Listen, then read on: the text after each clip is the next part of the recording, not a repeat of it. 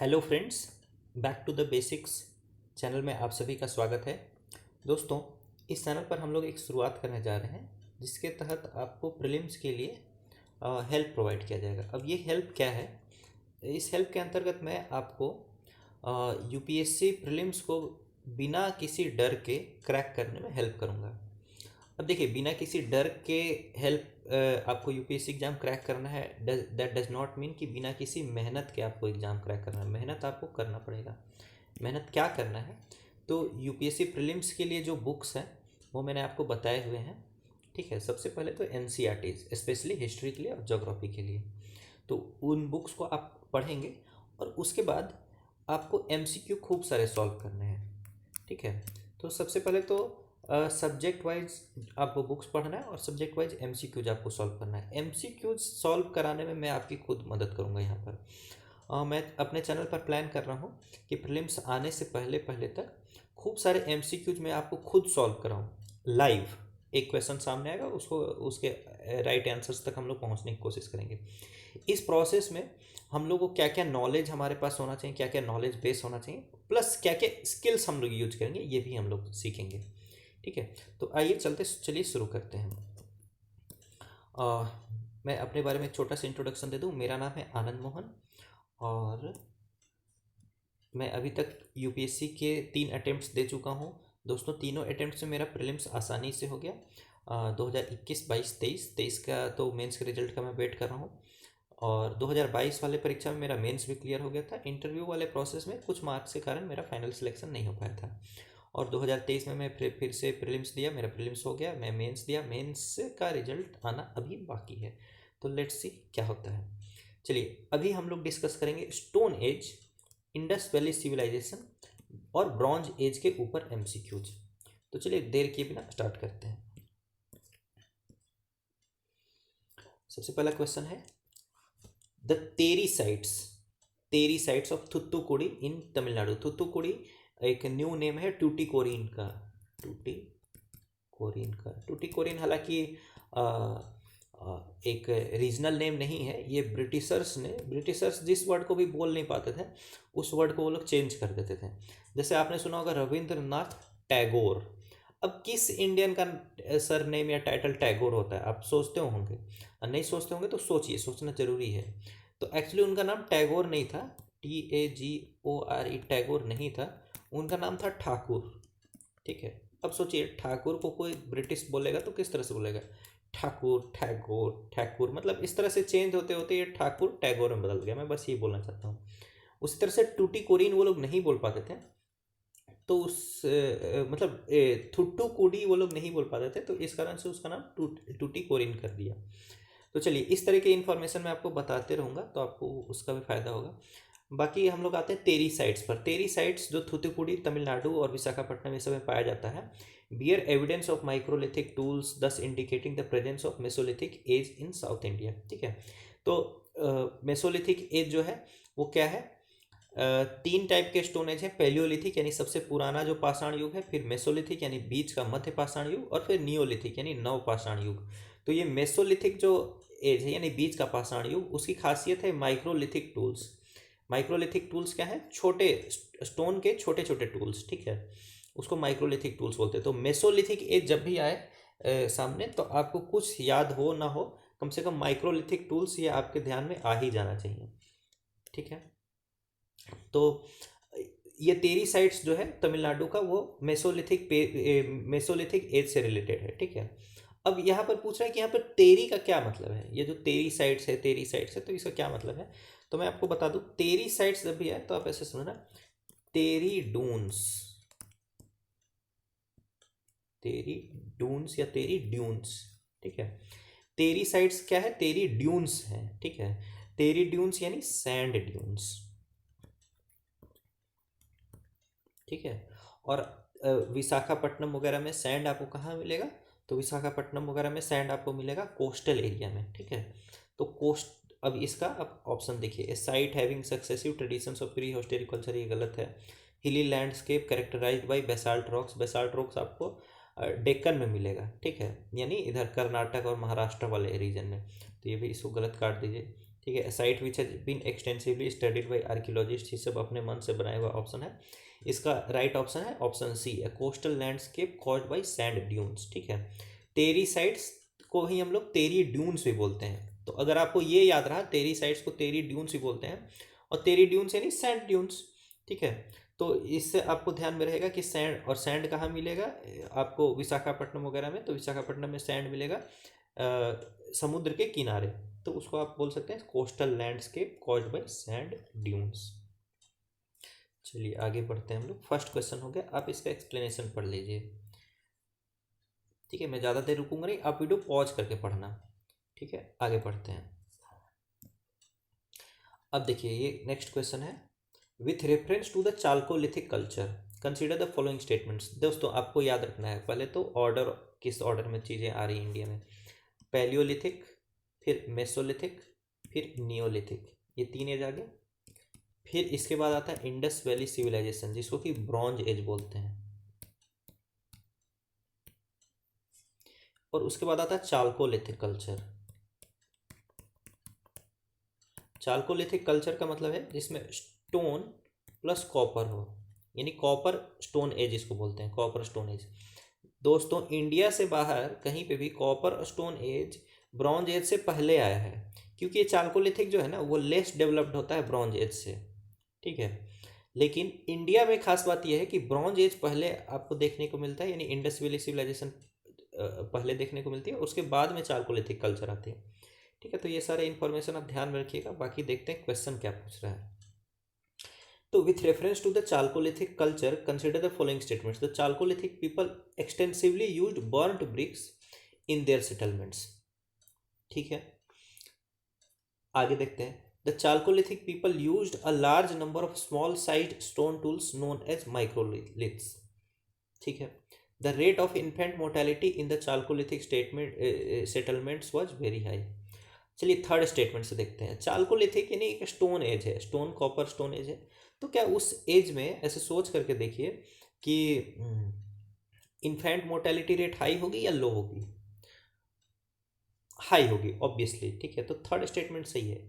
But ये आपको common sense के आधार पर ही आंसर नहीं करना है, ये जो बुक्स पढ़े उसके आधार पर आंसर करना है। तो बुक्स में आपको मिल जाएगा कि महाराष्ट्र वगैरह के जो चाल्कोलिथिक साइट्स हैं वहाँ पर खूब सारे छोटे बच्चों के आपको ये मिलते हैं, बोन्स मिलते हैं। ठीक है, तो infant mortality rate chalcolithic settlements में हाई थी, ये बात प्रूफ हो गया।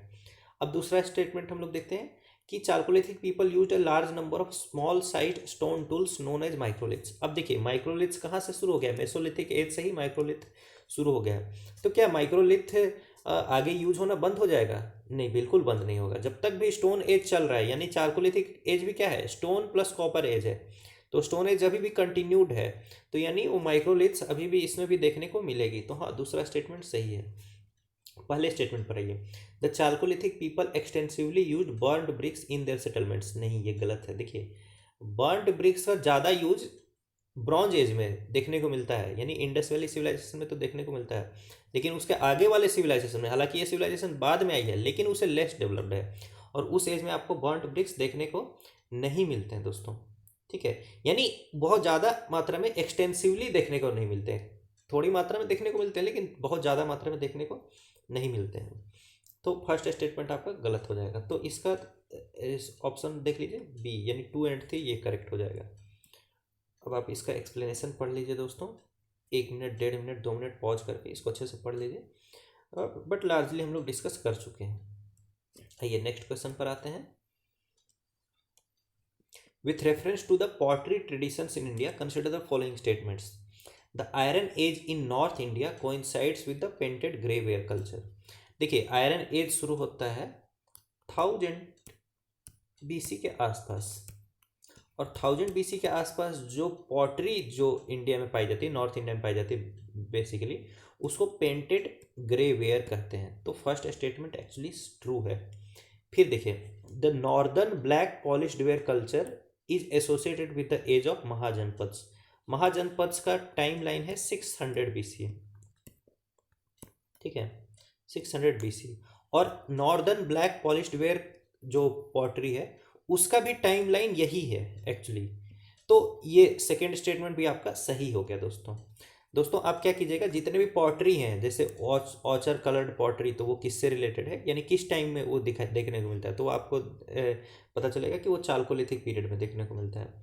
ठीक है, तो इस तरह से आप डिफरेंट डिफरेंट पॉटरी और उससे एसोसिएटेड जो सिविलाइजेशन है या एज है उसको आप याद कर लीजिएगा। ठीक है, हालांकि दो को तो हम डिस्कस कर ही लिए, आगे का भी जैसे जैसे पढ़िएगा उसको ध्यान में रखते जाइएगा। चलिए नेक्स्ट क्वेश्चन हम लोग देखते हैं, इसके भी आप आंसर को पढ़ लीजिए। ये आगे पढ़ते हैं। अब देखिए, with reference to the pre historic age in India what do the terms menhir and dolmen mean. दोस्तों एक साउथ इंडिया में हमें मेगालिथिक ब्यूरियल्स देखने को मिलते हैं। ठीक है, मेगालिथिक ब्यूरियल्स हमें देखने को मिलते हैं। तो मेगालिथिक ब्यूरियल्स में होता क्या है कि जैसे किसी भी डेड बॉडी को जब हम लोग दफनाते हैं तो उसके ऊपर की मिट्टी पर हम लोग पत्थर रख देते हैं। ठीक है, अलग अलग शेप के पत्थर रख देते हैं। ठीक है, तो इसी को हम लोग मेगालिथिक ब्यूरियल्स बोलते हैं। मेनहिर और डॉलमेन भी जो है वो उसी टाइप के ब्यूरियल्स हैं। ठीक है, यानी मेगालिथिक ब्यूरियल्स जिसमें बाहर में हम लोग स्टोन्स को का इस्तेमाल कर रहे हैं, उसी टाइप का ब्यूरियल का नाम है मेनहिर और डॉलमेन। अब मेनहिर क्या है, मेनहिर में हम लोग एक सिंगल और बहुत बड़ा स्टोन रख देते हैं। ठीक है, इस टाइप का एक बहुत बड़ा सा स्टोन हम लोग रख देंगे, मेनहिर हो गया। डॉलमेन में हम लोग क्या करते हैं, डॉलमेन में हम लोग एक छोटा सा घर जैसा बनाता है, ऐसे समझ लीजिए, एक स्टोन ऐसे रख देंगे, एक स्टोन ऐसे रख देंगे।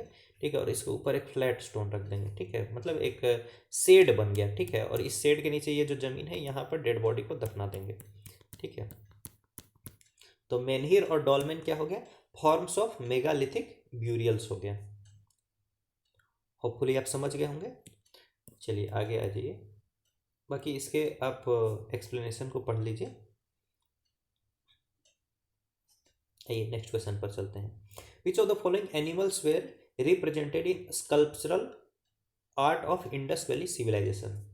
अब देखिए, इंडस वैली सिविलाइजेशन के टाइम में एक बात एकदम याद कर लीजिए कि घोड़ा नहीं मिलेगा, घोड़ा नहीं मिलेगा। तो घोड़ा कहीं पे भी हो उसको काटते जाइए। ठीक है, हॉर्स नहीं मिलता है इंडस वैली सिविलाइजेशन में, ना हॉर्स का प्रूफ मिलता है, ना हॉर्स को रिप्रेजेंट। जब हॉर्स उन लोगों ने देखा ही नहीं होगा तो उन लोग को हॉर्स को कैसे वो लोग रिप्रेजेंट करेंगे, तो सोचने की बात है। तो हॉर्स मिलता ही नहीं है। अब टाइगर, टाइगर मिलता है दोस्तों, लेकिन टाइगर का भाई, मतलब भाई मत सोचिए, टाइगर का दोस्त लायन इंडस वैली सिविलाइजेशन में नहीं देखने को मिलता है। ठीक है, यानी उसके प्रूफ हमें देखने के लिए नहीं मिलते, किसी सील वगैरह पर उसको रिप्रेजेंट नहीं किया गया है, लायन को रिप्रेजेंट नहीं किया गया है। इसी तरह से कैमल यानी ऊंट को रिप्रेजेंट नहीं किया गया है। बाकी इन सभी को, क्रोकोडाइल को रिप्रेजेंट किया गया है, यूनिकॉर्न बिल को, यूनिकॉर्न बुल को रिप्रेजेंट किया गया है, ये सबको रिप्रेजेंट किया गया। बट हॉर्स, लायन, कैमल इन सबको रिप्रेजेंट नहीं किया गया है। तो आप देख लीजिए ऑप्शन कौन सा हो जाएगा इसका, 1, 2 और 4 करेक्ट है। 1, 2 और 4 सी ऑप्शन हो जाएगा इसका। इसको आप एक्सप्लेनेशन पढ़ लीजिएगा। आगे बढ़ते हैं। With reference to the Indus valley civilisation consider the following statements. देखिए, इंडस वैली सिविलाइजेशन से रिलेटेड कुछ स्टेटमेंट्स हैं, उसको देखना है। Harappan civilisation was the exporter of semi precious stones and a major importer of agricultural products. दोस्तों ये statement गलत है, ये पार्ट गलत है कि major importer of agricultural products. Harappan जो सिविलाइजेशन था वहाँ से एग्री प्रोडक्ट्स भी खूब सारा एक्सपोर्ट होता था, जैसे वीट, बार्ली, सेसामे, ये सारे चीज़ें जो है हड़प्पन सिविलाइजेशन से एक्सपोर्ट ही होती थी, वहाँ इंपोर्ट नहीं होती थी। तो फर्स्ट स्टेटमेंट आपका गलत हो गया।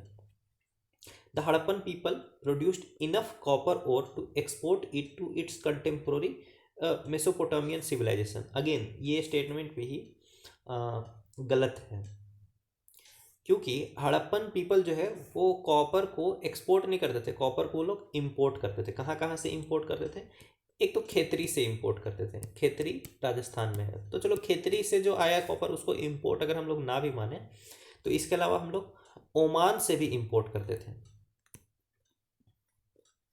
ठीक है, तो कॉपर जब हम लोग ओमान से और खेतरी से मंगा रहे हैं तो जाहिर सी बात है कि एक्सपोर्ट करने का तो सवाल ही पैदा नहीं होता है। तो सेकेंड स्टेटमेंट भी आपका गलत हो गया। ठीक है, थर्ड स्टेटमेंट पढ़िए। Gold, silver, nickel and iron was use predominantly in Harappan civilisation. दोस्तों आयरन का यूज हुआ ही नहीं है हड़प्पन सिविलाइजेशन में। ठीक है, आयरन का यूज 1000 BC में हुआ है, यानी हड़प्पन सिविलाइजेशन के काफ़ी बाद हुआ है। ठीक है, तो ये थर्ड स्टेटमेंट भी आपका गलत है। तो इस तरीके से इसका आंसर हो जाएगा डी, यानी कोई भी स्टेटमेंट इसमें से करेक्ट नहीं है। अभी कभी भी ना आप आंसर लगाने से पहले ये पढ़ लीजिएगा which of the statements given above is are, यहाँ करेक्ट पूछ रहा है या इनकरेक्ट पूछ रहा है। ठीक है, ऐसे कई बार मैं भी गलती कर देता हूँ, इसलिए आपको बता रहा हूँ। बाकी आप इसका एक्सप्लेनेशन पढ़ लीजिए दोस्तों, पॉज करके पढ़िएगा। 7th नंबर क्वेश्चन हम लोग देखते हैं। With the reference to the mesolithic culture consider the following statements. Mesolithic culture मैं आपको बताया था, palaeolithic, mesolithic, neolithic, Indus valley civilisation, फिर चालकोलिथिक। ठीक है, ये ऑर्डर है। ठीक है, हालांकि इसके बाद का भी ऑर्डर है, जैसे फिर इसके बाद आ जाएगा फिर आपका वैदिक कल्चर, वैदिक एज, फिर या फिर इसको आयरन एज बोलेंगे हम लोग, फिर महाजनपद। ठीक है, फिर मौर्यन पीरियड। ठीक है, फिर उसके आगे गुप्ता वंश जो भी है, लेकिन फिलहाल शुरू शुरू के जो है उसको ऐसे याद रख लीजिए। चलिए, with the reference to the mesolithic culture consider the following statements. The rock paintings of central India depict hunting, trapping, fishing and plant collection. ठीक है, the painting of Bhimbetka shows that various animals were hunted and men and women went together. ठीक है, the Mesolithic people cremated the dead and believed in rebirth. अब देखिए, third question को कोई सही, third statement को कोई सही से बस पढ़ ले तो ही उसको गलत कर देगा। ठीक है, अब जो इन लोग रीबर्थ में यानी पुनर्जन्म में भरोसा कर रहे हैं, वो लोग डेड बॉडी को दफनाएंगे या जलाएंगे, ऐसे सोच करके देखिए। ठीक है, मतलब ऐसे कई लोग हैं जो कि जला भी देते फिर भी रीबर्थ में बिलीव करते हैं। ठीक है, लेकिन ये पुराने लोगों की बात हो रही है। पुराने लोगों के पास उतना फिलॉसफी और वो सब चीज़ें डेवलप्ड नहीं थी, तो वो लोग अगर रीबर्थ में भरोसा करते थे तो वो लोग बेसिकली उसको जलाते नहीं थे, उसको दफनाते थे। तो थर्ड स्टेटमेंट आपका गलत है। और मिसोलिथिक पीपल का हम लोग को ब्यूरियल साइट्स भी देखने को के लिए मिला है, इसलिए क्रीमेशन वाला स्टेट पार्ट तो गलत हो गया। ठीक है, तो थर्ड स्टेटमेंट आपका गलत हो गया, थर्ड स्टेटमेंट काट दीजिए। तो 1 और 2 ही बचता है। लेकिन दोस्तों हम लोग इस तरह से सॉल्व नहीं करेंगे, हम लोग हर स्टेटमेंट को इंडिविजुअली देखेंगे। तो the rock paintings of central India, central India यानी आपका मध्य प्रदेश, छत्तीसगढ़, इस रीजन का बात किया जा रहा है। ठीक है, जैसे मध्य प्रदेश में क्या है, भीमबेटका है। ठीक है, फिर आपका छत्तीसगढ़ वगैरह में क्या है, कोरिया है, सरगुजा है, ये सारे आपके केव हैं और वहाँ पर पेंटिंग्स देखने के लिए मिलती है हम लोग को। तो the rock paintings of central India depict hunting, trapping, fishing and plant collection. तो हाँ, ये बिल्कुल ऐसा वो लोग करते भी होंगे, तो इसलिए ये देखने को भी मिलता है। तो थर्ड को काट चुके हैं हम लोग। ठीक है, तो फर्स्ट को नहीं काटना, फर्स्ट सही है। फिर देखिए, the painting of Bhimbetka shows that various animals were hunted. हाँ ठीक है, बहुत सारे एनिमल्स हंट किए जाते थे और मेन एंड वीमेन वेंट, तो सभी लोग तो हंटिंग करेंगे ही। तो सेकेंड स्टेटमेंट भी आपका सही है, तो इसका ऑप्शन नंबर ए सही हो जाता है दोस्तों। ठीक है, देखिए मैंने क्यों किया कि थर्ड को काटने के बाद तो 1 और 2 ओनली को ही टिक मार सकते थे, लेकिन अब जो क्वेश्चंस आते हैं ना वो ऐसे पूछ देते हैं कि इसमें कितने स्टेटमेंट सही हैं। ठीक है, 1 और 2 की बात नहीं है, तो थर्ड काटने के बाद फिर 1 और 2 दोनों सही है कि नहीं आपको अलग से देखना, ये बिल्कुल ज़रूरी है। अब यानी 2023 से, 2023 के पहले थोड़ा एलिमिनेशन टेक्निक वर्क करता था, बट अब हम लोग एलिमिनेशन और वो बहुत ज़्यादा टेक्निक पर नहीं जा करके इंडिविजुअली हर स्टेटमेंट को एनालाइज करके ही देखेंगे दोस्तों। चलिए, आप इसका एक्सप्लेनेशन पढ़ लीजिएगा। ठीक है, वीडियो पॉज करके। अब देखिए, ये 8th नंबर क्वेश्चन आ गया, इसको पढ़ते हैं हम लोग। Which of the following paintings are found in Bhimbetka near Bhopal. Bhimbetka मैं आपको बताया था एमपी में है।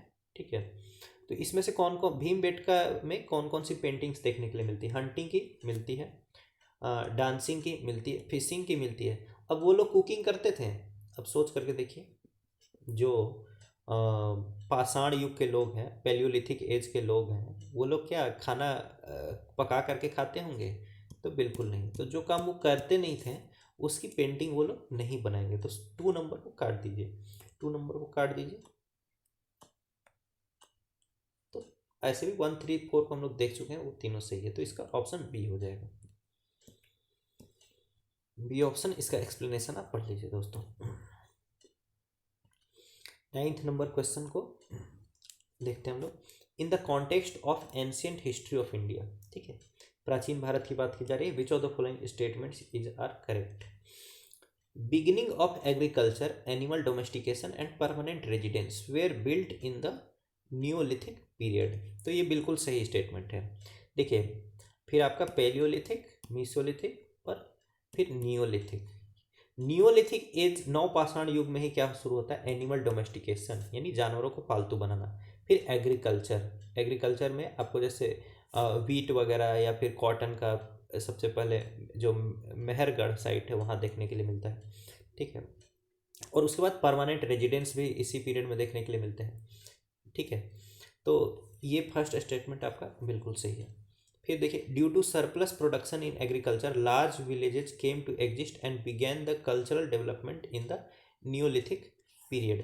तो सेकेंड स्टेटमेंट भी आपका सही है, क्योंकि देखिए किसी भी जगह जो जब एग्रीकल्चरल प्रोडक्शन बढ़ता है तभी कल्चरल डेवलपमेंट शुरू होता है, ठीक है। जैसे इंडस वैली सिविलाइजेशन में भी हम लोग देखते हैं कि काफ़ी सारे ऐसे लोग हैं जो कि सिर्फ खाने यानी खाद्य उत्पादन के पीछे नहीं भाग रहे हैं, फूड प्रोडक्शन के पीछे नहीं भाग रहे हैं, ठीक है।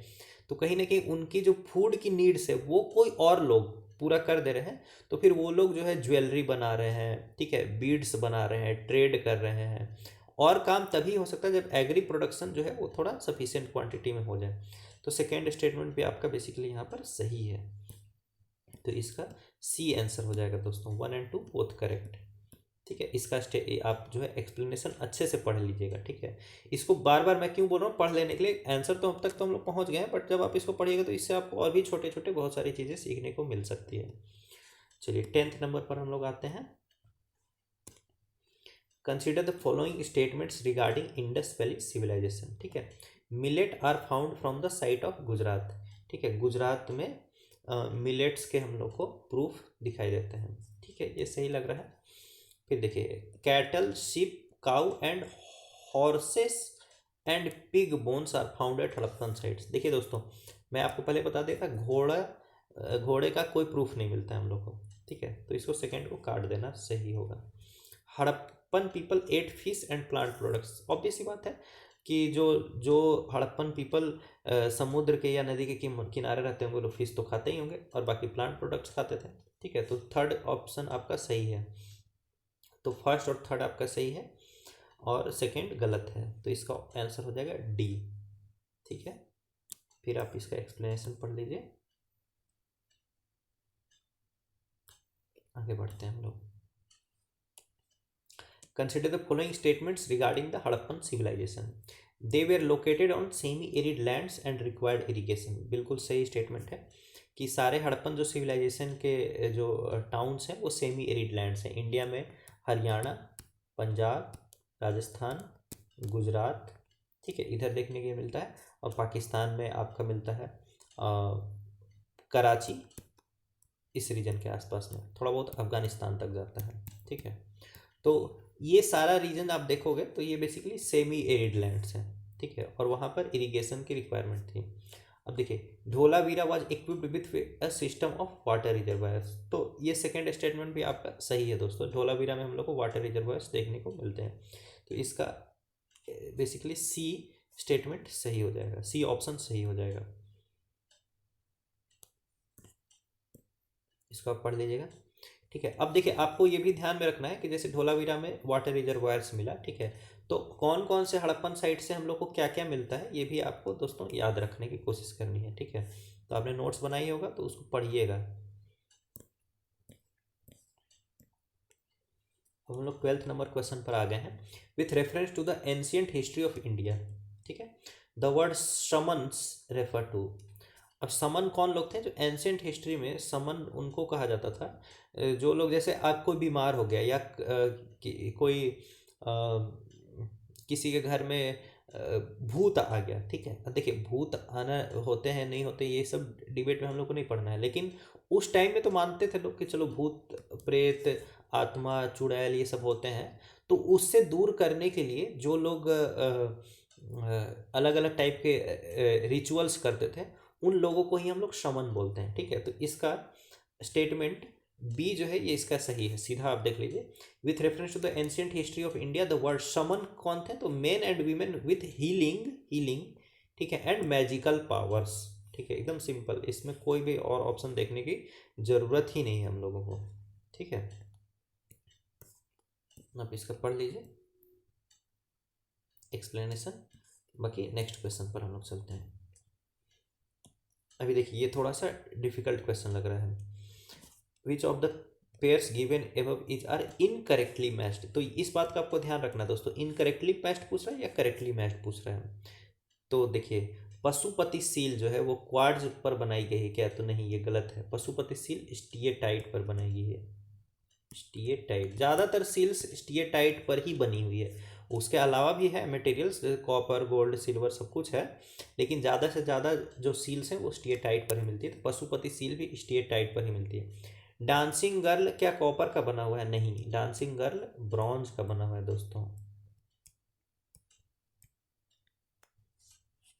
बियर्डेड प्रिस्ट क्या स्टीएटाइट का बना हुआ है?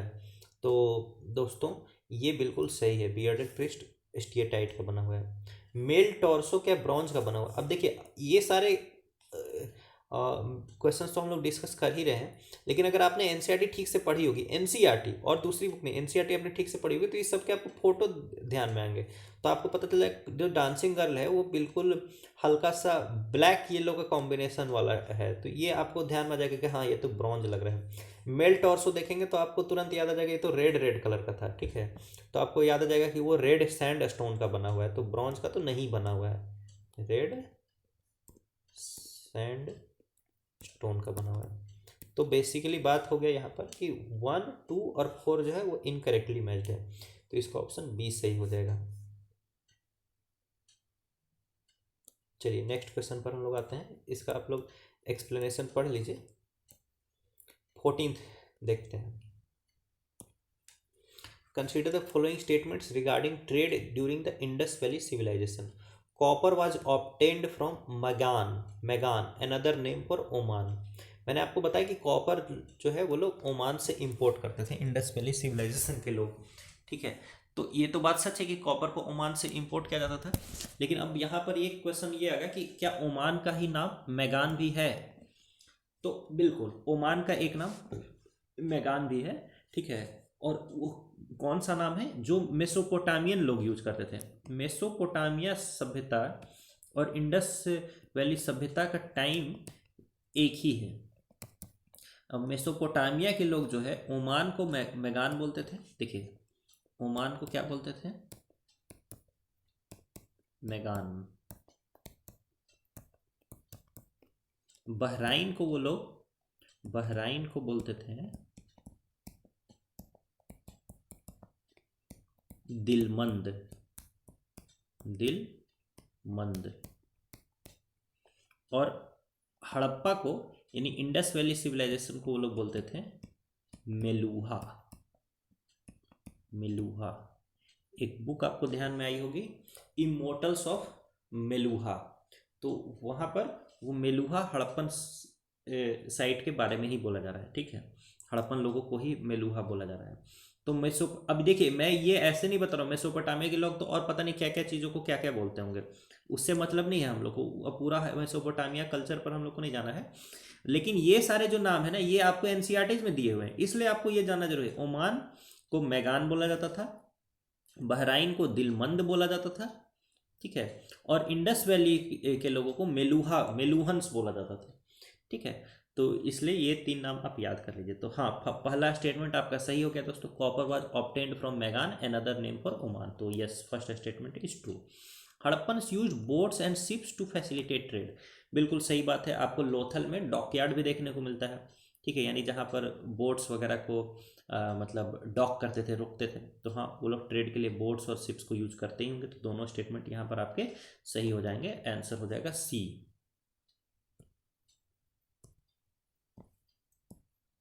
आप इसका एक्सप्लेनेशन पढ़ लीजिए। 15th क्वेश्चन पर हम लोग चलते हैं। In the context of religious beliefs during the Harappan civilisation consider the following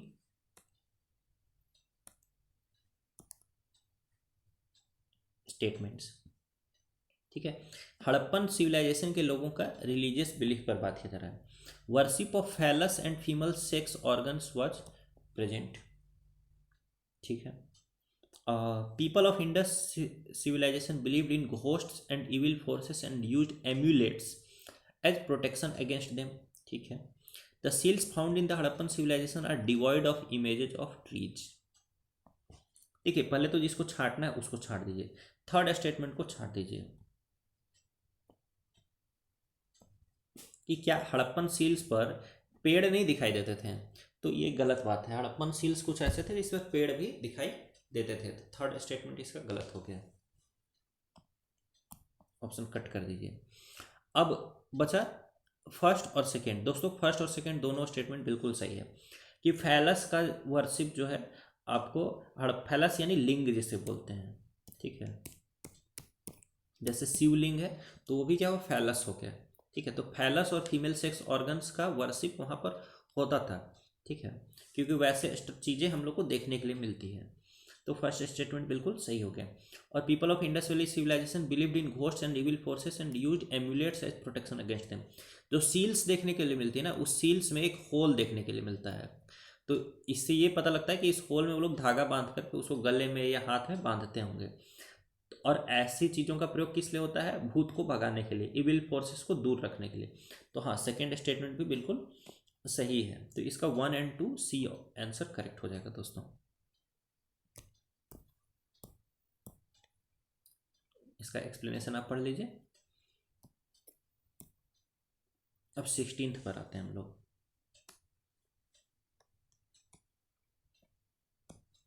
16th question कहता है with reference to Harappan civilisation consider the following pairs. इन पेयर्स को देखिए।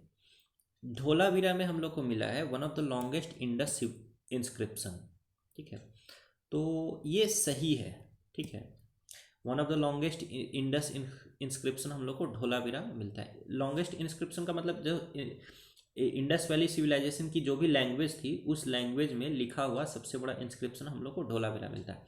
देखिए, उस लैंग्वेज को डिसाइफर नहीं किया गया है, लेकिन उस लैंग्वेज का सबसे बड़ा इंस्क्रिप्शन हम लोग को धोलावीरा में मिलता है। तो हाँ, ये बात सही है। अब देखिए दूसरा देखिए, मोहनजोदाड़ो।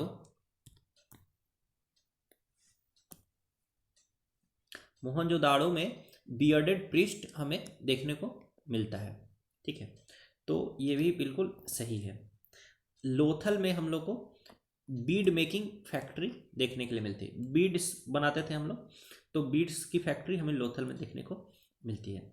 फिर पशुपति सील्स हम लोग को हड़प्पा में मिलता है। तो पशुपति सील हम लोग को हड़प्पा में नहीं मिलता है। पशुपति सील हम लोग को आई गेस मोहनजोदाड़ो मिलता है। ठीक है, तो फोर्थ स्टेटमेंट आपका बेसिकली गलत है। तो फोर्थ को काट दीजिए, 1 2 3 इसको सही कर दीजिए। तो ऑप्शन इसका हो जाएगा ए।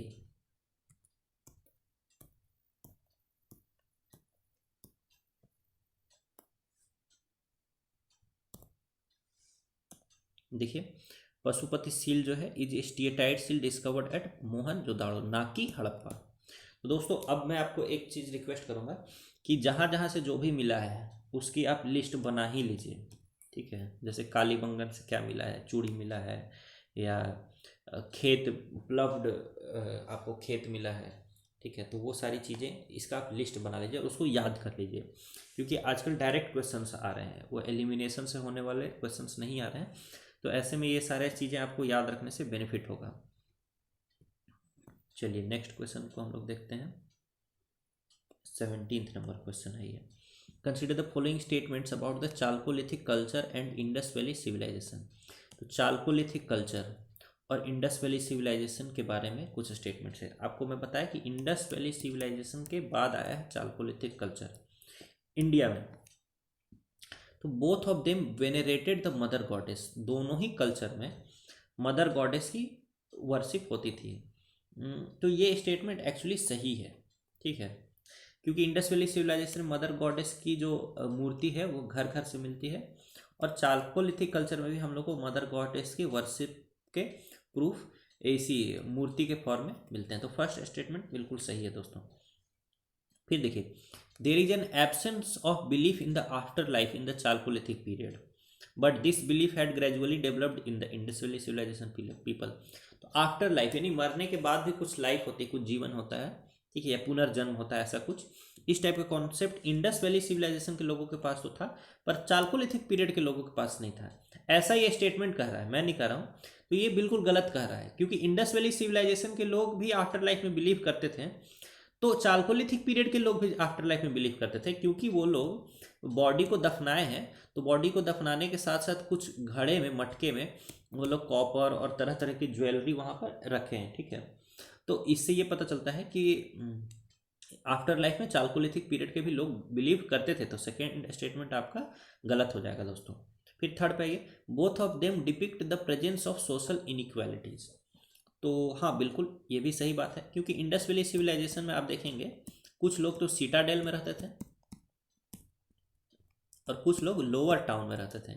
तो सीटाडेल में जो लोग रहते थे वो लोग अमीर होंगे, और लोअर टाउन में रहने वाले लोग थोड़े गरीब या थोड़े नॉर्मल कॉमन टाइप के लोग होंगे। तो यहाँ से सोशल इनइक्वालिटी देखने के लिए मिल रही है। उसी तरीके से चालकोलिथिक कल्चर में भी हम लोग को देखने के लिए मिलता है। ये जैसे मैं दिखा है ना कि लोगों, कोई भी जो ब्यूरियल है उसके साथ घड़े में कुछ चीज़ें दफना देते थे।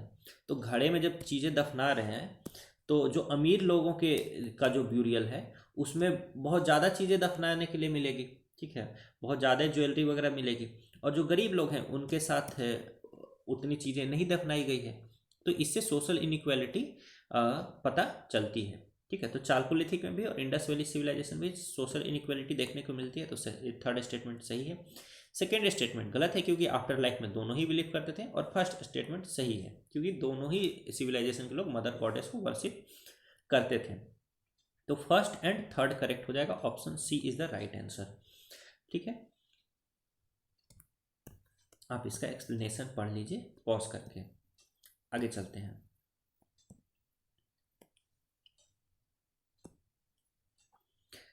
चलिए, क्वेश्चन हम लोग का आ गया आर्टिफिशियल डॉकयार्ड। तो आर्टिफिशियल डॉकयार्ड कहाँ मिला है? लोथल में मिला है, ये बिल्कुल सही है।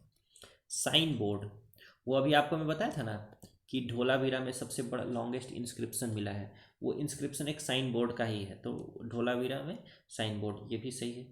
प्लव्ड फील्ड कालीबंगन में मिला है।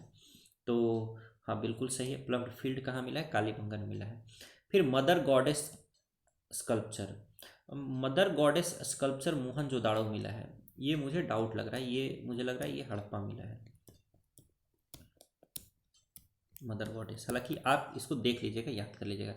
तो 4 हटा करके 1 2 3 सही है, ठीक है। तो ऑप्शन हो जाएगा इसका सी करेक्ट। चलिए, इसका एक्सप्लेनेशन देखते हैं।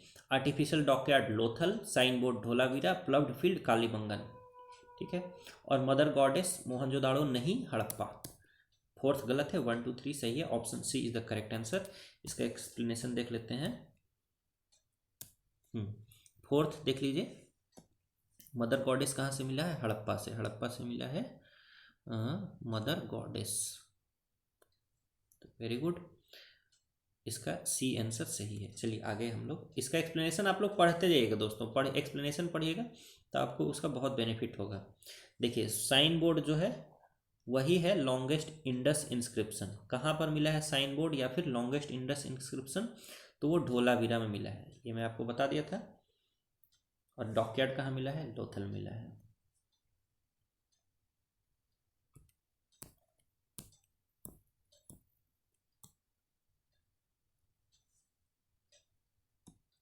आइए इस क्वेश्चन को पढ़ते हैं। 19th नंबर है, with the reference to the town planning and structures of Indus valley civilisation consider the following statements.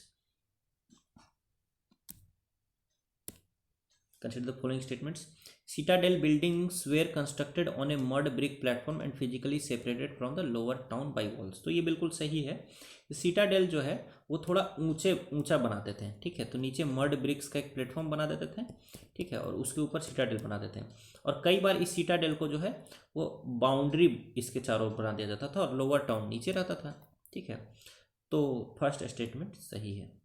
Arrangements of the houses in the cities is that they followed the grid system. हाँ, तो grid system Indus valley civilisation का एक की word ही मान लीजिए, तो grid system, ये भी सही है।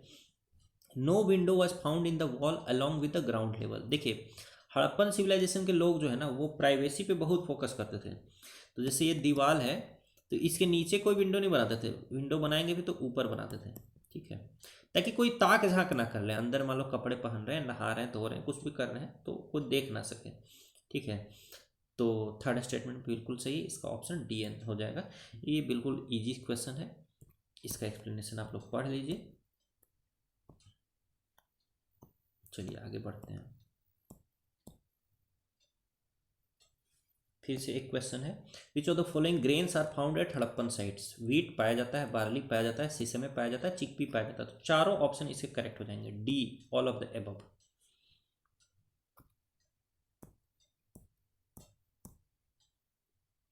अब फिर से देखिए क्वेश्चन है, which of the following Harappan sites are found in India. कौन से हड़प्पन साइट्स इसमें से इंडिया में पाए जाते हैं। नागेश्वर इंडिया में पाया जाता है, महाराष्ट्र के आसपास। लोथल इंडिया में पाया जाता है, गुजरात में। गनवेरी वाला इंडिया में नहीं पाया जाता, पाकिस्तान में पाया जाता है, ठीक है। मीठाथल और अमरी, अमरी पाकिस्तान में पाया जाता है दोस्तों, अमरी पाकिस्तान में पाया जाता है, तो इसको काट दीजिए। अब मीठाथल आपने नाम नहीं सुना होगा इसका, लेकिन मीठाथल बेसिकली हरियाणा में पाया जाता है, यानी इंडिया ही हो गया, ठीक है। तो 1, 2 और 4 इंडिया का है, बाकी सब पाकिस्तान का है। ए आंसर इसका हो जाएगा, 1, 2 एंड 4 ओनली। तो मीठाथल हरियाणा का है, ये याद कर लीजिए। बाकी नागेश्वर महाराष्ट्र का है, ये आपको शायद पता होगा, ये नहीं पता होगा तो उसको भी याद कर लीजिए। लोथल गुजरात का, ये तो याद ही रहना चाहिए। ये याद नहीं है तब तो आप मतलब एक क्राइम ही कर रहे हैं। बाकी नागेश्वर महाराष्ट्र, मीठाथल हरियाणा। इसका एक्सप्लेनेशन आप लोग पढ़ लीजिए। मंडा इंडिया का, हड़प्पा पाकिस्तान, बनावली इंडिया, राखीगढ़ी इंडिया, ठीक है। ये सारे के स्टेट भी देख लीजिएगा जो इंडिया में है, ठीक है। और जो पाकिस्तान के हैं उनका तो स्टेट आपको याद करने की जरूरत नहीं है।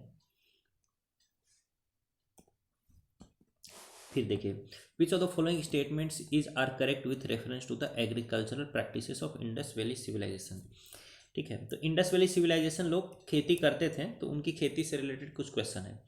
Indus people sowed seeds in the flood plains and reaped their harvest before the advent of the next flood. तो बेसिकली देखिए, उस टाइम ऐसा इरिगेशन की सुविधा वो लोग के पास थी कुछ कुछ जगह में, जैसे ढोलावीरा वगैरह में, बट ऐसा नहीं कि वो लोग पूरा प्रॉपरली जैसे आज डैम होते हैं और बोरिंग से पानी पटाते हैं, यानी सिंचाई करते हैं, ठीक है। तो वैसी भी एकदम वेल डेवलप्ड तो सुविधा नहीं थी, तो ज़्यादातर वो लोग रेन फेड एग्रीकल्चर ही करते थे। तो जाहिर सी बात है कि बारिश होने के बाद वो लोग फसल लगाते थे और अगली बारिश के पहले फसल को काट लेते थे। तो ये फर्स्ट स्टेटमेंट इसका बिल्कुल सही है दोस्तों।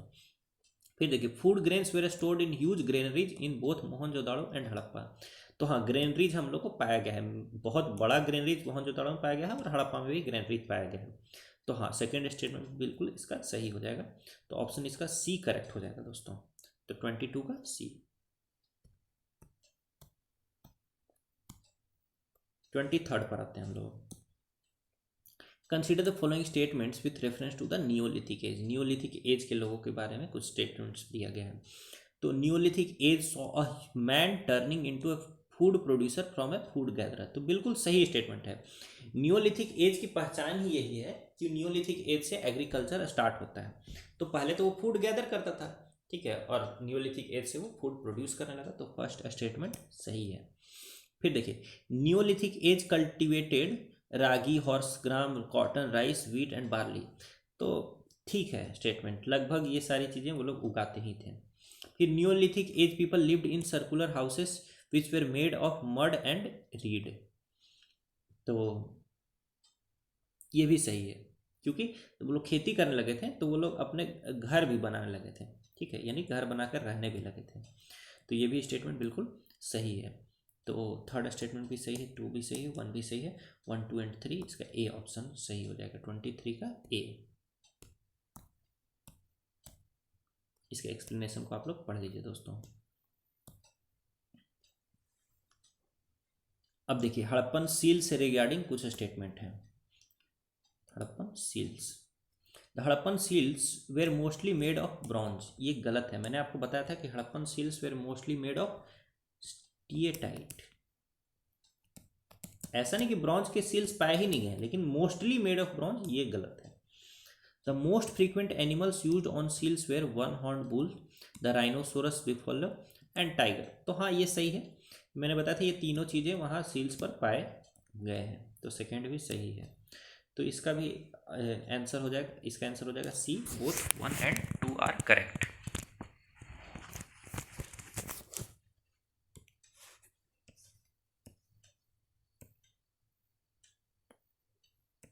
और सॉरी दोस्तों, पहला तो हम लोग गलत कर दिए थे ना। देखिए पहला स्टेटमेंट हम लोग गलत कर दिए, हड़प्पन सील्स जो है वो ब्रॉन्ज का नहीं स्टीएटाइट का है, तो ये फर्स्ट हम लोग गलत कर देते, सॉरी। और बाकी सेकेंड सही है, ठीक है, तो बी इसका आंसर हो जाएगा। देखिए ऐसी गलती हो जाती है, इसीलिए हम लोग को थोड़ा ध्यान रखने का जरूरत है।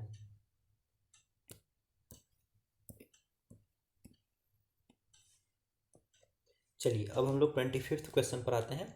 With reference to the craft production during Indus valley civilisation. Indus valley civilisation में जो क्राफ्ट प्रोडक्शन होती थी उसके बारे में स्टेटमेंट है कि dancing girl figurine discovered at Mohenjodaro is made of terracotta. बिल्कुल गलत है, ये ब्रॉन्ज का बना हुआ है, ठीक है। तो पहला स्टेटमेंट गलत है तो उसको काट देते हैं, नहीं तो बाद में हम लोग भूल जाएंगे। The Harappan pottery is well baked, सही बात है, with floral and faunal patterns. तो हड़प्पन पॉटरी पर हम लोग फ्लोरल एंड फॉनल पैटर्न्स देखने को मिलती है, ठीक है, तो सेकेंड स्टेटमेंट इसका सही है। हड़प्पन पॉटरी को हम लोग बोलते हैं RBP, रेड एंड RBP नहीं बोलेंगे, RBW बोलेंगे, रेड एंड ब्लैक वेयर, ठीक है। तो ये सेकेंड स्टेटमेंट आपका सही है, फर्स्ट गलत है, इसका सही आंसर हो जाएगा बी ओनली। अच्छा इनकरेक्ट पूछ रहा है तो ए ओनली हो जाएगा, सॉरी, क्योंकि यहाँ करेक्ट नहीं इनकरेक्ट पूछ रहा है, तो 1 तो इनकरेक्ट है और 2 करेक्ट है, लेकिन इनकरेक्ट पूछ रहा है इसलिए 1 ही इसका आंसर, मतलब ए 1 ओनली इसका राइट आंसर हो जाएगा दोस्तों। चलिए इसके एक्सप्लेनेशन को भी आप लोग पढ़िए, वीडियो को पॉज करके पढ़ना बहुत ज़रूरी है। अब हम लोग आते हैं इस क्वेश्चन पर, 26th क्वेश्चन। मोहनजोदाड़ो में क्या ग्रेट बाथ मिला है? हाँ बिल्कुल मिला है। लोथल में क्या स्टेडियम मिला है? बिल्कुल नहीं, स्टेडियम मिला है धोलावीरा में। धोलावीरा में क्या डॉकयार्ड मिला है? नहीं, डॉकयार्ड मिला है लोथल में। तो देखिए 2 और 3 तो इनकरेक्टली मैच्ड है, इसको काट दीजिए, करेक्टली मैच सिर्फ 1 है, तो इसका 26th का आंसर हो जाएगा ए। देखिए कहाँ क्या मिला है ना, ये आपको याद रखना बिल्कुल ज़रूरी है एकदम। ये इससे क्वेश्चन अगर आया और आप नहीं बनाते हैं तो ये हो जाएगा आपका लगभग फ्री का, आप मार्क्स गंवा रहे हैं वहाँ पर। 26th इसका एक्सप्लेनेशन पढ़ लीजिए। आते हैं 27th क्वेश्चन पर।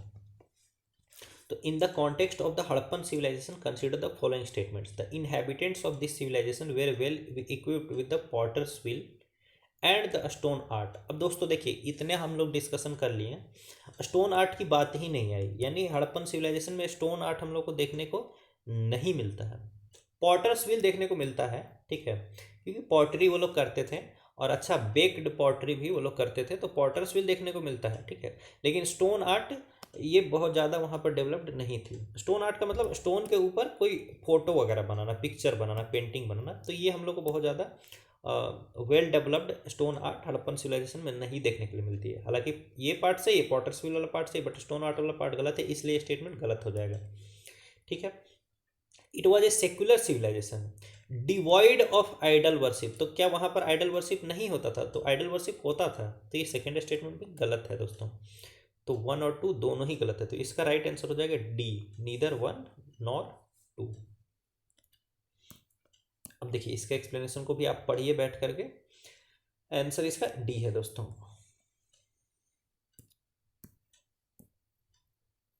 28th हम लोग देखते हैं। हड़प्पन साइट दी हुई है और उसके फीचर्स बताए हुए हैं। हड़प्पन साइट जैसे अलाहदीनो, अलाहदीनो कहाँ पर है? कराची में है और वहाँ पर ज्वेलरी पाई गई है, ये बिल्कुल सही है। अलाहदीनो कराची में है और वहाँ पर ज्वेलरी पाई गई है। कोटबाला, कोटबाला में सॉल्ट प्रोडक्शन, ये गलत है। देखिए सॉल्ट प्रोडक्शन के लिए जो साइट है हड़प्पन साइट, उसका नाम है केरला, केरला नोधोरो, केरला नोधोरो।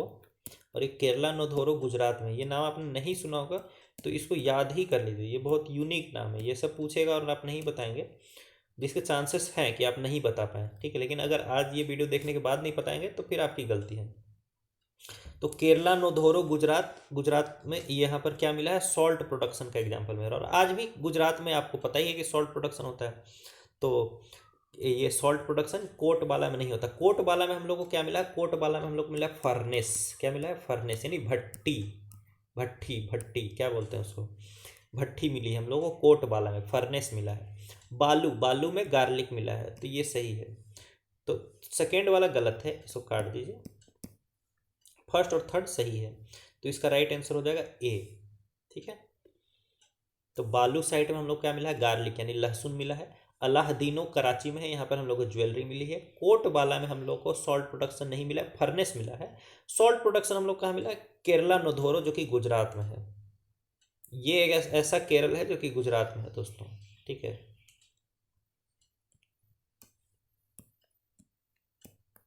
ये इसका करेक्ट आंसर है। आप इसका एक्सप्लेनेशन पढ़ लीजिए, आप एक्सप्लेनेशन पढ़ेंगे तो आपको कुछ ना कुछ नया चीज़ सीखने को मिलेगा ही। तो ये दोस्तों हमारा हो गया फर्स्ट एमसीक्यू का सेशन, ये कंप्लीट हो गया।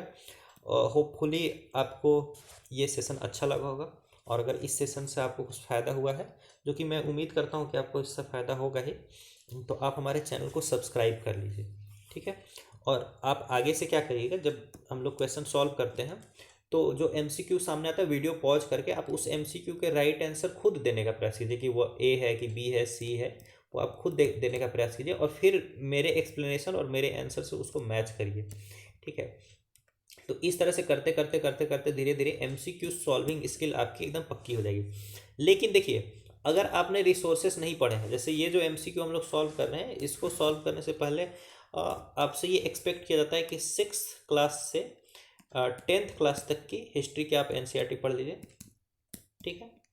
फिर 12th क्लास की हिस्ट्री की न्यू एनसीईआरटी पढ़ लीजिए, इतना तो आप पढ़ ही लीजिए, ठीक है।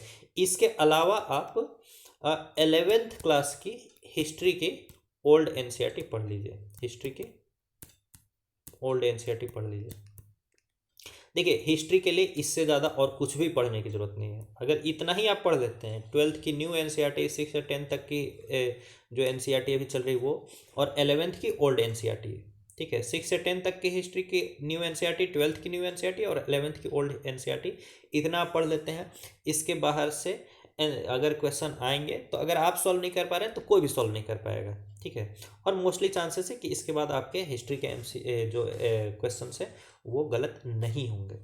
तो अब मेरी उम्मीद है कि आप मेरी इस बात को मानेंगे और फिर मेरे चैनल पर बने रहिए, क्योंकि प्रीलिम्स आने से पहले पहले तक आपको इस चैनल पर सभी सब्जेक्ट्स के खूब सारे एमसीक्यूज़, लगभग 10,000 एमसीक्यूज़ यहीं पर आपको सॉल्व करा दिए जाएंगे, जिससे कि आपको, मैं ये नहीं कह रहा हूँ कि ये एमसीक्यू आपको एग्जाम में पूछ ही लिया जाएगा या नहीं पूछ लिया जाएगा, ऐसा दावा करना बिल्कुल बेईमानी है। लेकिन अगर इतने क्वेश्चंस आप सॉल्व करके जाएंगे तो नो डाउट आपको काफ़ी हेल्प होगा प्रीलिम्स एग्जाम को क्रैक करने में। हमारे channel back to the basics को सब्सक्राइब कीजिए और इसे अपने दोस्तों के साथ शेयर कीजिए। आप सभी का इस चैनल पर आने के लिए बहुत बहुत धन्यवाद। Bye bye.